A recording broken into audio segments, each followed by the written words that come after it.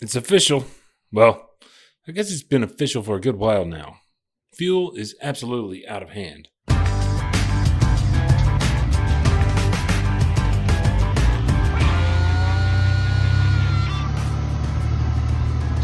you say it again?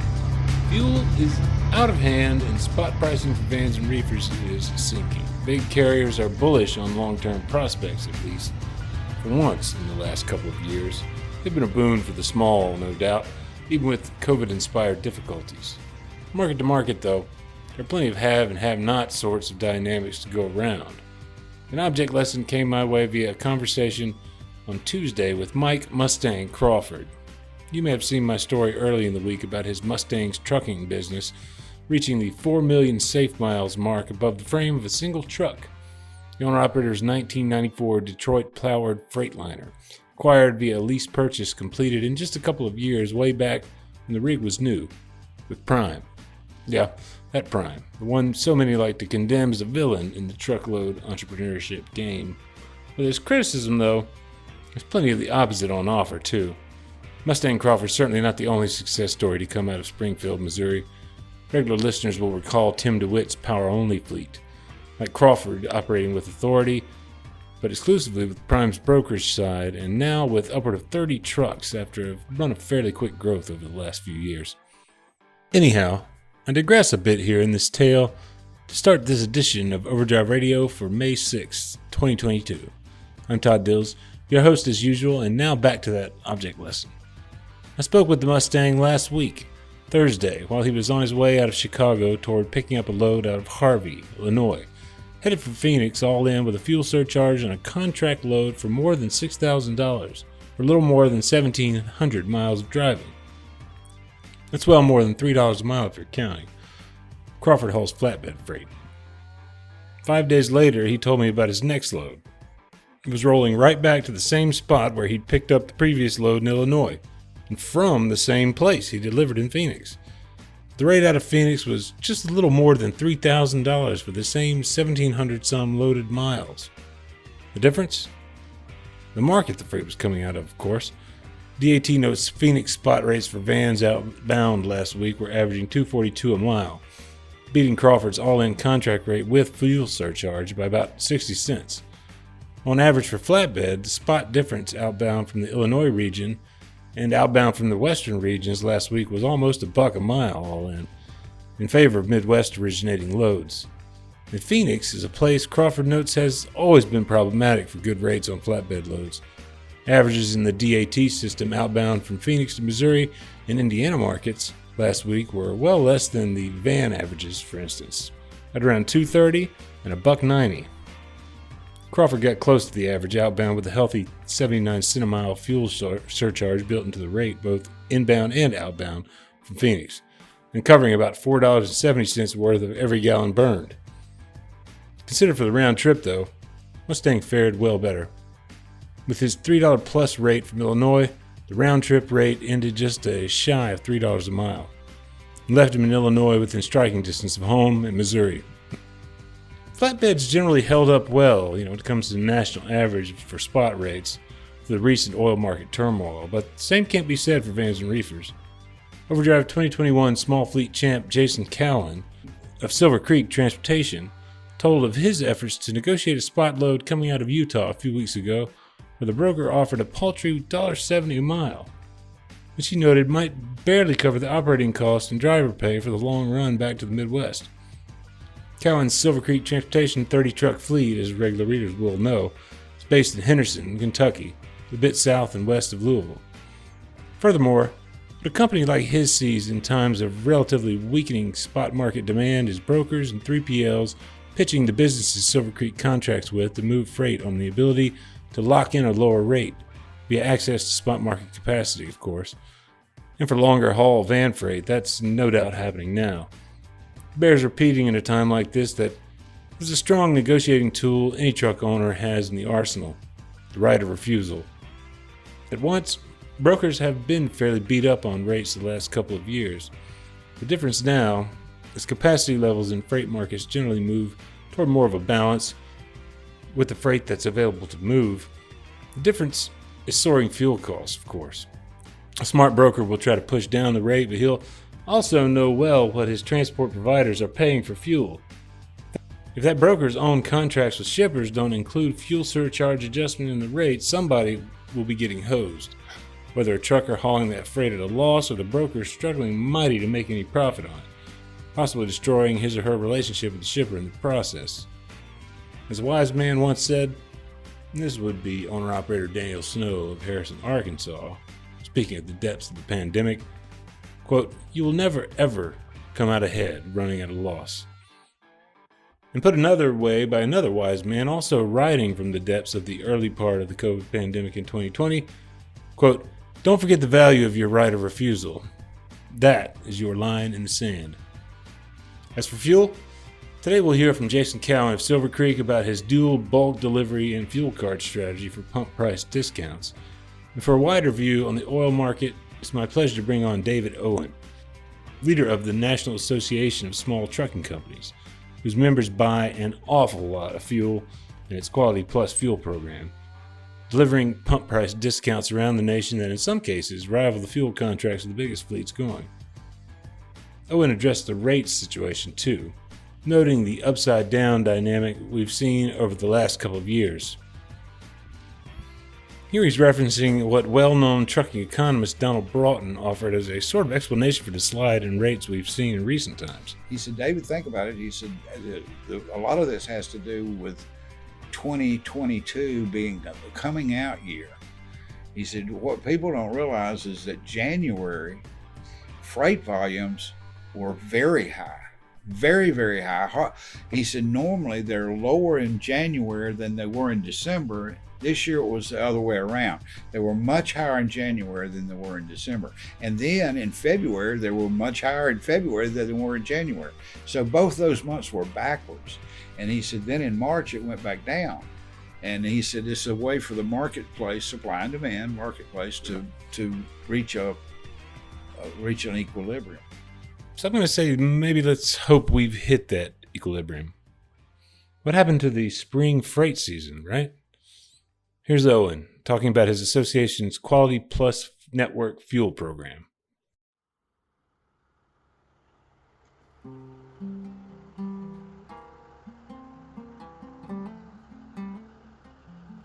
are the biggest. Our program is the biggest over-the-road diesel account in America.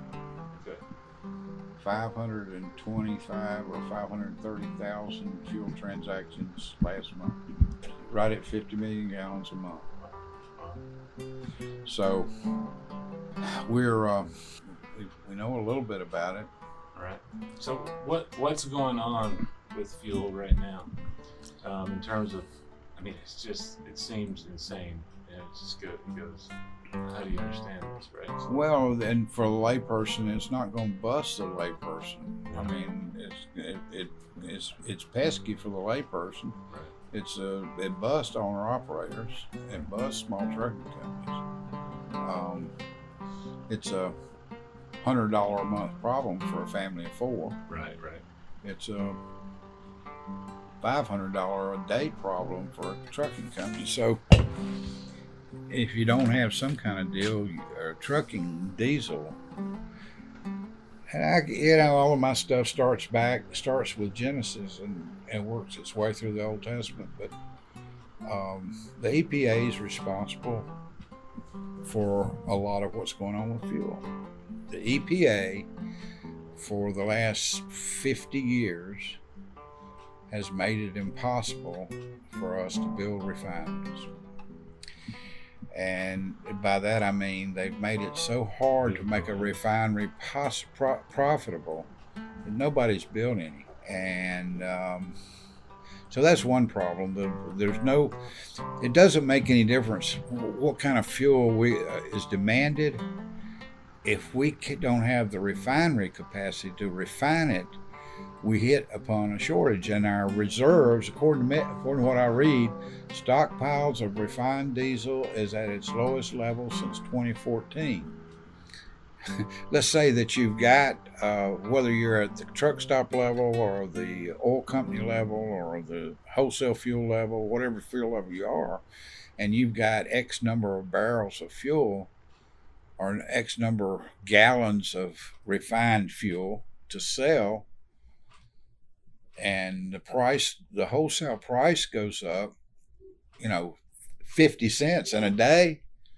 Well, don't you think, well, maybe I should hoard some of this lower priced diesel and wait for the price to come back down, because I'm going to have to replace it with fuel that's 50 cents higher.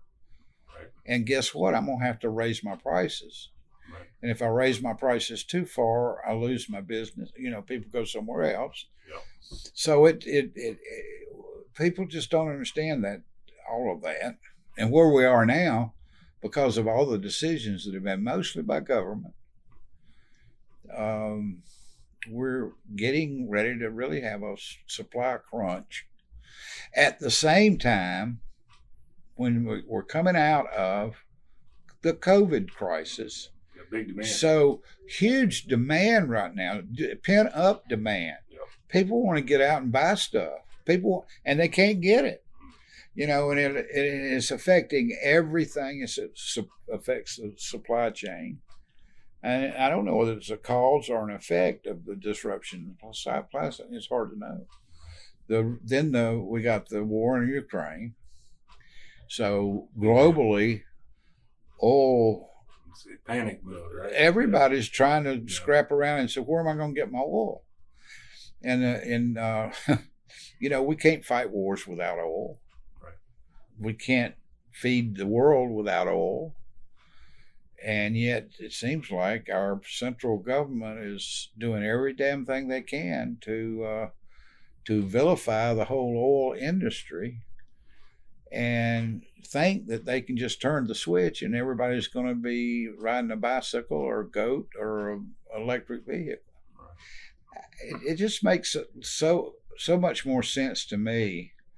Number one, to recognize, quit vilifying people like me. I'm not against the world being cleaner. Yeah, totally. I've always been for that. But let's don't try to just eliminate the use of fossil fuel until we've got something to replace it with. I'm for spending money on research. Incentivize efficiency. Sure. Meantime, right? Incentivize us to build a refinery. It's exasperating to me, and it's not. It doesn't affect us much because trucking, believe it or not, learned their lesson in 2007 through 2010. They came up with what is called fuel surcharges. Yep. So up to a point, they can get the consumer or the end user or the shipper to at least to help absorb some of the rise in cost of fuel and still make a profit. When it gets to the point, though, when they can't make a profit, guess what? They park their truck. And that's one of the problems with you start out with a supply problem with fuel, and you eventually start out with a supply problem with trucks and drivers, and then you see a shortage in the grocery store. The really thing that frightens me, and it should frighten everybody in the whole supply chain, is not being able to get fuel. Yeah. A shortage of fuel is much worse than a high-priced gallon of fuel. Yeah, sure. And I know you've been through the reason why the EPA and the price of going green in the trucking industry has been paid over and over and over and over again by the truckers, and indirectly by the consumers and the people that buy the products they haul. And one of my pet peeves is the difference between diesel 2, low sulfur diesel, and ultra low sulfur diesel. And you can remember when diesel was about 20% lower than a gallon of gasoline. Okay, that was because diesel 2, which we burned back then, was not kind to the environment. Yeah. And they came out with what is called low sulfur diesel. Diesel 2 was actually heating oil. And Diesel 1 was kerosene. And Diesel 2 and Diesel 1 came out of the refinery process as a byproduct. See, they weren't even refined. They refined all this fuel and it came down the stack, and Diesel 1 and Diesel 2 came out the bottom. Diesel 1 came out as kerosene. Diesel 2 came out as diesel fuel. And that's what we burned. So diesel went from being 20% lower than a gallon of regular gasoline. The first time around, it got up to about the same price as regular gasoline. Okay. And then the second time, it got up to high test gasoline. And now it's beyond that. You know, diesel right now is $1.30, $1.25, $1.50, maybe $2 higher than gasoline right now in a lot of places across the country. Yeah, I can see it on the signs out here. Yeah. It's obvious. Well, and we got to have it. I mean, we got to have it. The government's got to have it. The government's got to have it. Hell, they can't run tanks or planes or anything, ships or nothing without petroleum. Right. How are folks doing in your fuel program right now? Do they do better when the price is going up, or do they do better when it's coming down? In terms of the discounts, relatively speaking, they do better in a normal market, but there's nothing normal about the last 6 weeks. Yeah. I mean, we've never seen anything like what's happened in the last 6 weeks. Normally, wholesale diesel fuel will move a half a penny a day, or maybe a penny. We've had days where it's moved 50 cents in a day. Right. And so what happens when that happens, everything gets turned upside down. People don't even understand how it works. And that's kind of where we are now. We've got a lot of calls, but nobody does better in trucking when fuel's get more expensive.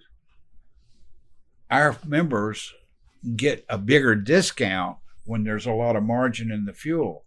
But the margins usually stay fatter after the fuel starts going back down rather than on the way up.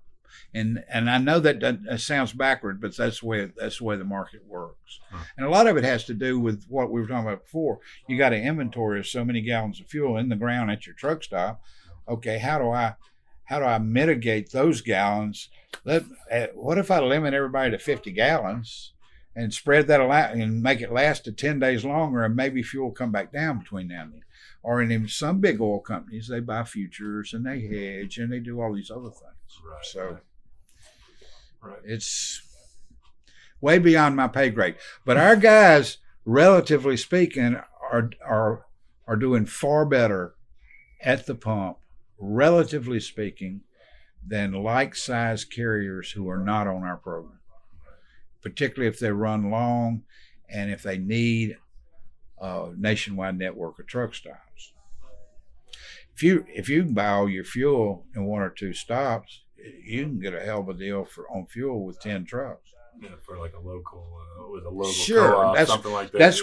That's why there's a big difference in local fuel costs and over the road diesel. You know, there's a huge difference. It's a totally different ballgame.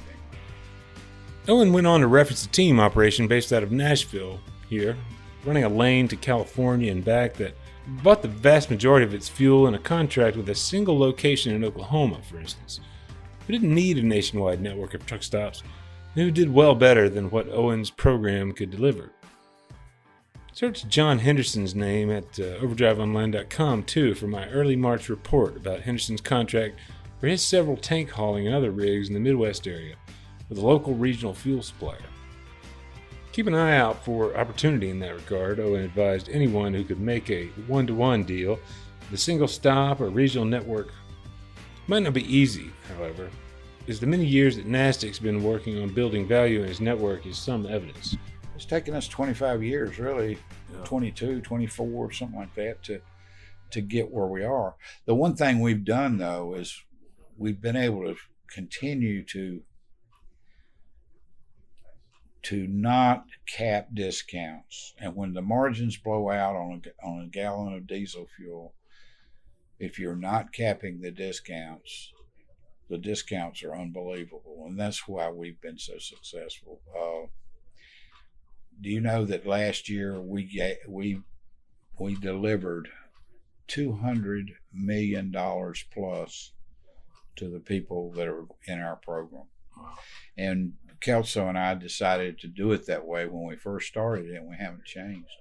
And so we're giving the money back to the people that are paying the fuel bill, not the processor, not the oil company, not the big trucking company.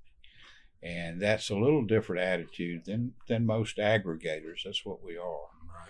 And that's why we've been so successful.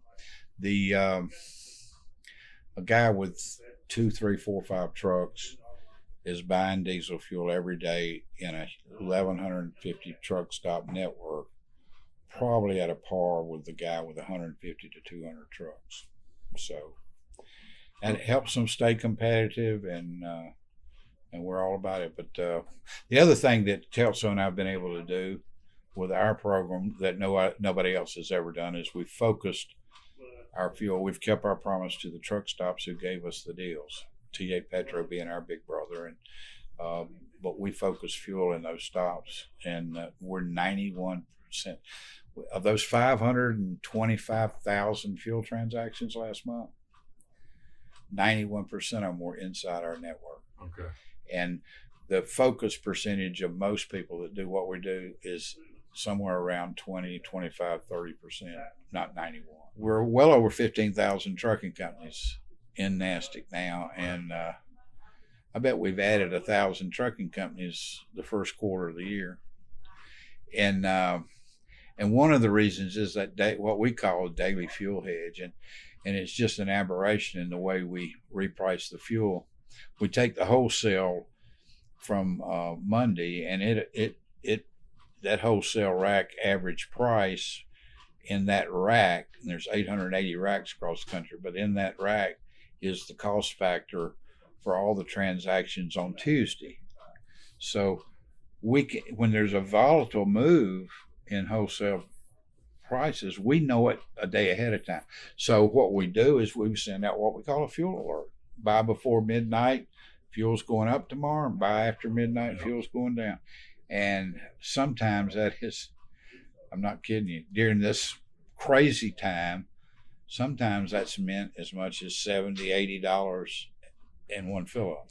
We're all about the world being a cleaner place, but until we've got a replacement strategy that uses all of our available fuel, why don't we come up with a hybrid solution that uses hydrogen, that uses solar, that uses battery, that uses atomic energy, as well as fossil fuels? And I'd say that instead of the, I think, unrealistic dream of going fossil fuel free by 2035 or whenever the government says we're going to do that, why not take a picture of what the fuel island needs to look like, where the fuel island's got electrical rechargers, the fuel island's got hydrogen capability, the fuel island's got liquid petroleum, the fuel island's got fossil fuel, the fuel island's got DEF, and it may be, I don't know, some kind of energy we hadn't even thought of yet. And then get the truck designers to build some trucks that are eco-friendly. But I'm telling you, we've got a huge geopolitical advantage because of our natural resources, which the government's not allowing us to utilize.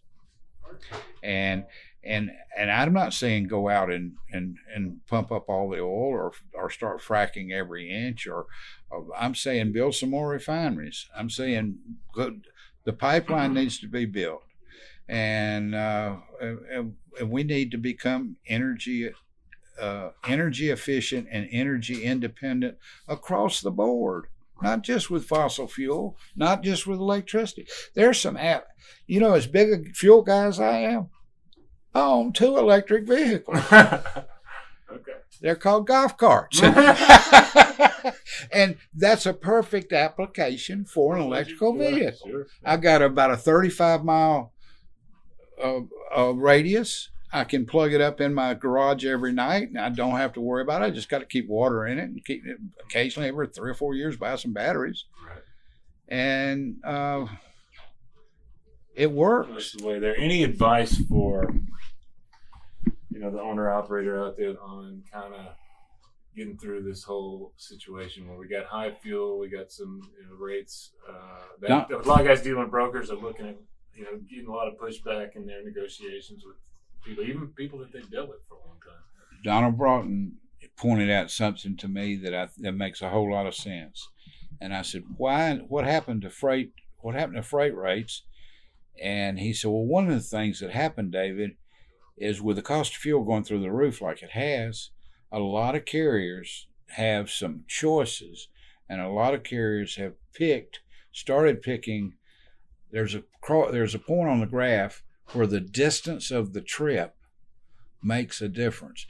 And he said a lot of carriers started picking trips of 400 miles, 350 miles, 400 miles, 450, and not 556, 607, or something that took a day and a half.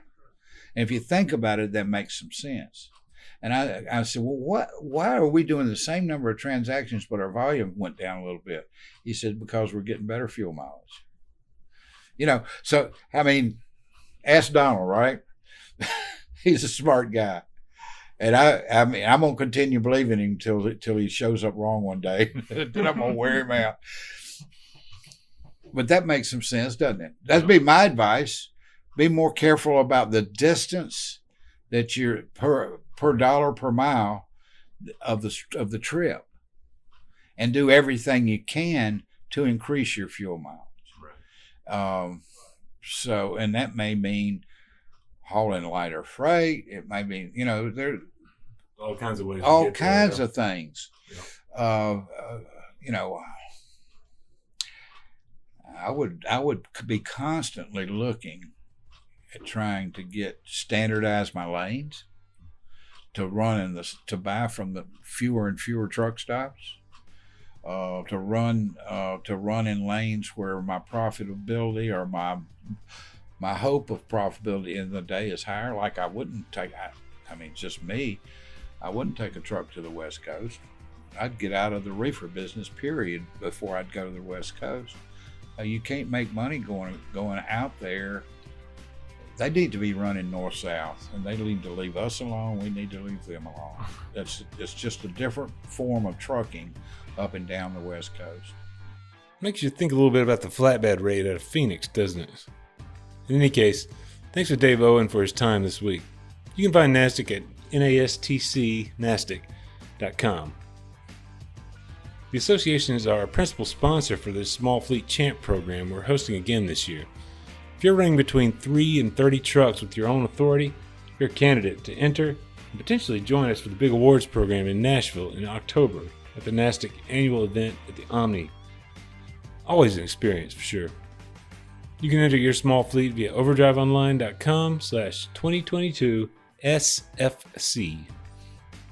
Speaking of the Small Fleet Champ, everything around here is a story, Todd. You know what that was the voice of Jason Cowan, recorded during my visit with the approximately 30 truck fleet owner and operator of Silver Creek Transportation at the company headquarters. Cowan was Overdrive's 2021 Small Fleet Champ winner and got his start trucking in the early 90s. Just like so many among you, it was a one-man, one-truck operation. Shortly thereafter, bringing his father along for the ride in a 1973 Cummins-powered autocar tractor, now something of an heirloom flagship for the fleet. You can find a close look at the autocar via Overdrive's YouTube channel and at our website. One of the stories he told me had to do with, what else? Fuel. He's locked into a contract for bulk delivery to the headquarters that right now is making him look like the smartest guy in the business. It doesn't always help the longer haul over the road operators. His experience in 2020, though, was just about the exact opposite, as he explains here. We contracted our fuel, for the first of the year, thinking, well, we've got a pretty good deal, and then, COVID hits, the world shuts down, fuel goes, 70 cents cheaper, and so then you're like, wow, you just got to ride it out, So our strategy that year was we hadn't bought it for the entire year. So, we were able to hold the contract until we had to, hoping, that through the year it would come back up. You're not hoping, but, through the year it would come back into play. And so, you learn. You're buying bulk for delivery. Are you buying under that same contract when you're out on the road? Well, on the road we have a contract with our fuel card vendor, and that gives you a discount. And to us, it's one of those things where I think for small carriers, you have to realize what is the benefit of having it bulk versus out on the road. If you always use a fuel card and your drivers pay attention and go where your discounts are, you're probably just as well off up to a certain size just to use the fuel card.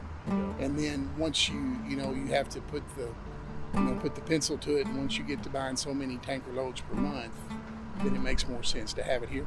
A lot of times to have it here is really convenient though. They can fuel and be gone and don't have to worry about buying on the road or that kind of stuff. So we're probably out of our trucks, maybe seven, 8 of them are local all the time. So that makes it really, like this guy, it's really handy, and he can, they don't have to stop anywhere. They can just do their thing. So those are, it's like everything else. You have to put the pencil to it and see what. I guess one of the things for us about the trucking business is you have to be the businessman first, and then you're the trucker second, because you have to do what makes sense in business if you want to stay.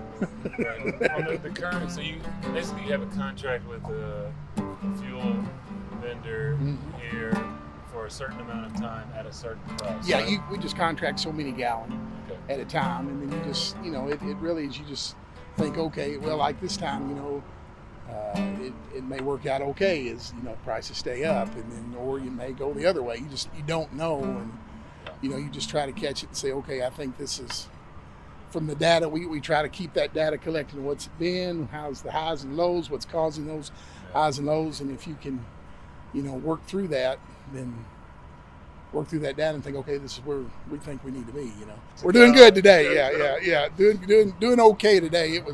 I think we're at 345 all in today, and so that's a good thing. We look good now. That's going to be a good thing for us as long as they can, buy here. That's what we try to, encourage them to do. But yeah, so I think we're okay for this year. It helps to keep that. I guess that's the thing that I emphasize, even with our owner operators, and sometimes they say, oh, do you tell them too much or this, that, I want to help guys be successful, and I know when I got started, I was all about, I want the truck that looks nice. I want the this, that, and the other. And the older that I get, I look and say, okay, how can we balance those two? How can we keep a driver comfortable, give him a nice piece of equipment, but yet, look at what's the data we have. If I have a truck that gets 8 miles to the gallon versus a truck that gets 5.5, that's a lot of money. Yeah. And at $5 fuel, that's a whole lot of money. And so, we try to look at everything and just say, okay, what's going to be best for us. And you were owner operator, yes, for several years, right? Many years, yeah. And how did you learn those basic business things, or maybe you came to? Well, you realize, you look at the numbers and you think everything that I don't spend, I get to keep. So what helps? I mean, really, it comes from something pretty basic. Yeah. It doesn't matter if I want to work. There again, it's if we want to work 20 hours a day all year, I don't want to do that. So what do we have to do to be successful to get to where we want to be? And the first thing, we set a goal. What's my vision? What do I want to do? And how are we going to get there? And of course, I had some background, knew how to write business plans and things like that, and just began to look, and we assembled a team of folks to help us in that, because I realized I may have some blind spots, or may have something that I'm one of those guys. Hey, listen, I want to do it all. If we can do flatbed, tank, but some of those things may not be exactly working for us, or lanes that are not working for us, and how do we do that? So I think the first thing is you set a goal. Where do I want to be? How do I want to get there? My dad and I, we enjoyed being owner operators, and I could see a thing, you know, where if my sons had come along and they wanted to be owner operators, we could have had 2 or 3 trucks, and you know, that's a great plan. That's a great model and a great way to make a living. And we just, you know, we wanted to try to see if we could do this, you know. Who'd you learn the most from in the early days of trucking? Yourself? Probably on owner operator side was a man named Paul Bowdy, who was our safety director at Grammar Industries. Okay. And he, through his wisdom, I learned the value of doing everything the right way to the best of your ability. And I mean, we had that work ethic, and that's what we want to do. But you know, he showed me the value in being safe, doing the right things, watching your fuel mileage. You know, doing those. He's one of the smartest men I've ever known with the DOT regulations. Never asked him a question he couldn't answer. Very professional. Very just. He's a guy that I admired a lot, and several times through. You know, when I see him now, I say, yeah, we owe a lot of what we have to Paul, because he was able to just, you know, show us that if you do it the right way. And, you know, so many times back in the day, you know, you hear that term outlaw and, Yep. you know, and all that kind of stuff. And that's fun. That makes good movies. And, you know, Smokey and the Bandit's not a training film, you know. I mean, that's, you know, all that's fun and nostalgic and everything. But at the end of the day, you know, having the programs we have in place, having guys help them be safe, and it's a lot better way, you know, for us to go. And we were a lot more conservative. When you have to realize there's good times and bad times, so we've got to put back for the bad times and, you know, enjoy the good times and just try to enjoy it is the big thing. That's one of the things as we've gotten bigger that I have to focus on is not, you know, let's let up and enjoy what we're doing. Let's go. That's, you know, when you're an owner operator and you're doing your own thing, there probably is a little more satisfaction of just, you know, being out there doing the trucking thing. You know, it's when we get to where we are now, it's more business, more reports. You know, I laugh and tell my team all the time. I said, I know I was going to work 20 years just to you know, read reports every day. Nonetheless, reading and really digesting business information is perhaps made easier given the long preparation Callan's made for where he is today. Helped along by one among several early trucking mentors he had in the area. Here you'll hear him talking about one in particular, along the way toward introducing me to one among his local drivers. At the yard, getting a trailer airbag replaced on the flatbed he hauls metal coils with. That would be Roy Pipeman Spainhauer. One of the ladies that was my friend and mentor you was talking about, her name was Ruth Atkins, and she was kind of a, I don't know how you describe her here. She was a larger-than-life character. Okay. And we have a big horse track here in Kentucky, and she ran that horse track, you know, back in the day before ladies did that, you know what I mean? And she was, I don't know how you describe her other than she was just tough as nails, but one of my best friends I've ever had. And she was in the trucking business, and I would help her in the evenings, you know, work on trucks and things like that. And so Roy had worked for her for ever and ever. And then when she retired and quit trucking, he came over. Okay. So he's been with us a long time too. He's probably one of the, he will get more out of a truck. You can give him a truck and you never hardly have any issues out of it. I mean, he looks it over, takes care of it. Yeah. He's slow and methodical, and, you know, I don't mean slow like not get done, but just easy, you know. Does not getting in a hurry. Yeah, he's easy with it, and you'll never have transmissions and rear ends and Right. and what he does, he runs from, there's a river port just about 3 miles over that way, and to that plant with those slinky coils on them, and that's what he does every day. He's known by Pipeman. Pipeman, this guy here said $5 he'd whoop you. So I gave him 10. I want to see it twice. My name's Todd. Let's just get it over and get it on. Hello, Miss Penny. Hi, how are you? I ain't doing good today. What's the matter with you? Airbag blowed on the truck. Oh no. Too hard on him. I just bragged on him about how easy he was. Yeah, he was. I don't use somebody else's equipment. I do not. As much money as that man has to buy, put out Oh, for this yeah. stuff, I am not. I never have, and I'm 69 years old, and I'm not going to start now.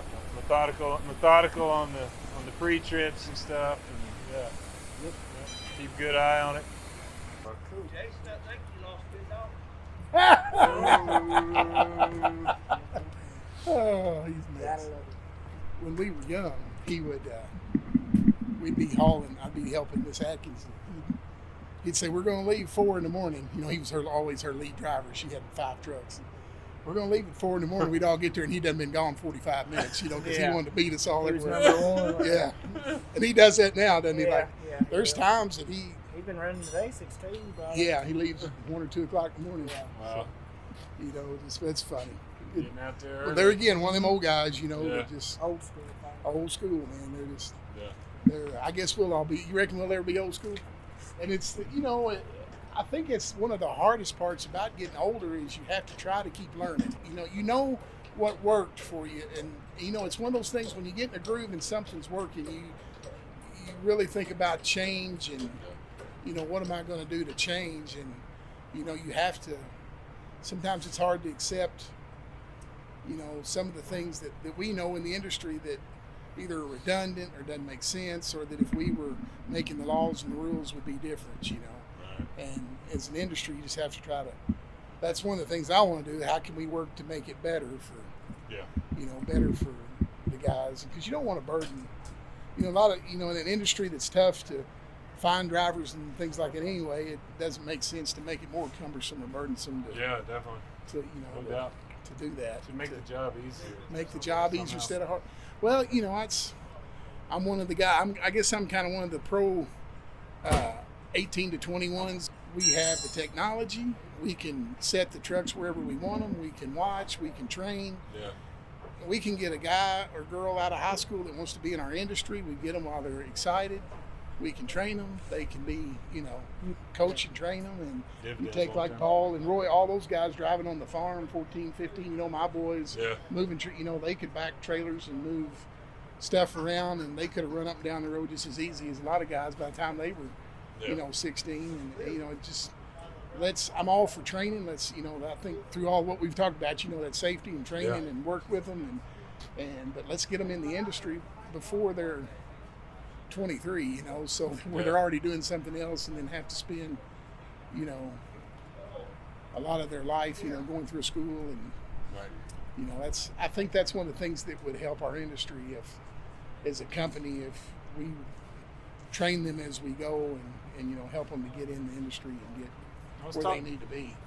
I want the folks to look back here and say, man, that, you know, my experience at Silver Creek when I worked there was different. You know, those guys were different. And it is cool because you see the next generation. A lot of times they have different ideas, you know, or different things. And I think one of the other things too that when I talked with the guys at the conference in Arizona is, you know, a lot of them came into a big company like they were.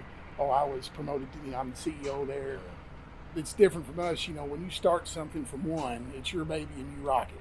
So every decision you make, you think about all of those years, you know, whereas if someone just were to come in today and take my spot, they may just say, hey, we're going to do this a completely different way. But, you know, you think, hey, before I, you know, do this, that, you know, Roy and I have had history for, you know, 30 years, you know, just with that customer, you know, that he had, you know, we've had history for, you know, 20 years and 30 years. And so, you know, that means something to us, you know, and that's probably if we have the, I guess the side that I don't know how you want to word it, but would be that we do care about we don't see our customers as just, you know, a load and a number. They're our friends, you know, and we're you want to maintain this business here while, I mean, you want to grow and bring in more business, but you don't want to forget about. That's right. We don't want to forget where we came from and who helped us, and you know, that's what was whether it's our customers, whether our vendors, whether it's, you know, that's we, you know, a lot of times we know if our customers, something's going on in their family, or you know, we look out for them and try to help them, or if they're in a bind, you know, it's just that, you know, that's the mindset that we want to have that you don't have everywhere, you know, that you go and try to mix all that together. That's the fun part, you know, to put all that together to say, okay, this is the vision we cast, this is where we want to go. Now, how can we get there, you know? And I really think the bigger we get, it's just making sure the right people are in the right spots. you know, and because like I can let you meet Valerie in here. She's our bookkeeper. You know, her brain thinks totally different than mine does. And Yeah. sometimes I'll look at her and I'll say, I want to do this. And she's like, that makes absolutely no financial sense. Why you want to do that? You know, it's just, you know, that's. How are you handling the fuel situation? Rates? Does it make financial sense? We'd love to hear about it. You can reach out directly via overdriveonline.com/page/contact-us. You can find my contact information there. Overdrive Radio is a production of Overdrive, the voice of the American trucker. It's edited and produced by me, Todd Dills, with the ongoing support of trucker songwriter and Overdrive contributor Paul Marhofer. You can see live tonight, May 6th at Exit 407 on I-40 in East Tennessee at the Large Cars and Guitars event. Hope to see you there. The podcast is backed up further by Overdrive Extra news editor Matt Cole, social media coordinator Holly Young, and executive editor Alex Lockie. Until next time, let's keep it pro out there.